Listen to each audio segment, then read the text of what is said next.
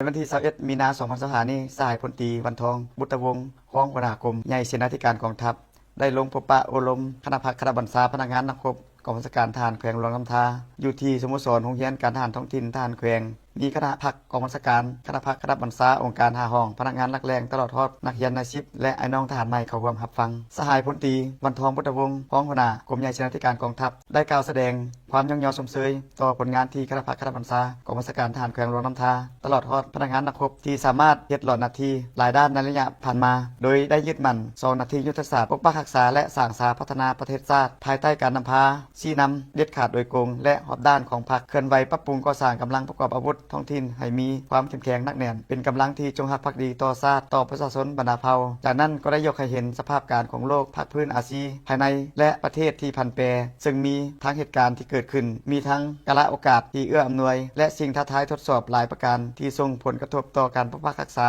และสร้างสาพัฒนาประเทศชาติบ่รวมบ่เฉพาะการปรับปรุงก่อสร้างกำลังประกอบอาวุธกองทัพประชาชนลาวพร้อมนั้นได้เน้นหนักให้คณะพักคณะบัญชาแต่ละขั้นแต่ละกรมกองจงพร้อมกันกำแหน่งสภาพการทางภายในและต่างประเทศและท้องถิ่นของตนมีสติระวังตัวต่อกลอุบายหันเปลี่ยนโดยสันติของกลุ่มคนบ่หวังดีเพิ่มทวีเวียกงานศึกษาอบรมการเมืองนำพาแนวคิดให้มีคุณภาพเฮ็ดอย่างเป็นปกติต่อเนื่องเพื่อเฮ็ดให้พนักงานนักรบมีแนวคิดอุ่นเอียนทุ่งเทียงเชื่อมั่นต่อการนำพาของพรรคซุมใส่เฮ็ดให้สภาพมีความสงบนักแน่นหันเอาพนักงานลงก่อสร้างหักฐานการเมืองต้านและสกัดกั้นปัญหาปรากฏการณ์ย่อท้อต่างๆให้ทันเวลาพร้อมทั้งเอาใจใส่ปรับปรุงก่อสร้างกำลังให้เข้มแข็งกว่าเก่าหันเอากรมกองเข้าสู่ระเบียบแบบแผนและจัดตั้งปฏิบัติ7ระบอบ18เวียกของกองทัพให้เข้มงวดสืบต่อก่อสร้างพรรคพนักงานติดพันกับการสร้างหน่วยพรรคปลอดภัยเข้มแข็งนักแน่นและกองปลอดภัยปลอดภัยปลอดคดีให้มีคุณภาพคณะพักคณะบัญชาแต่ละขั้นแต่ละกรมกองต้องเอาใจใส่ปรับปรุงแบบแผนวิธีเฮ็ดเวียกตามหลักการรวมศูนย์ประชาธิปไตยเป็นหมู่คณะเอาใจใส่แก้ไขชีวิตการเป็นอยู่ของกรมกอง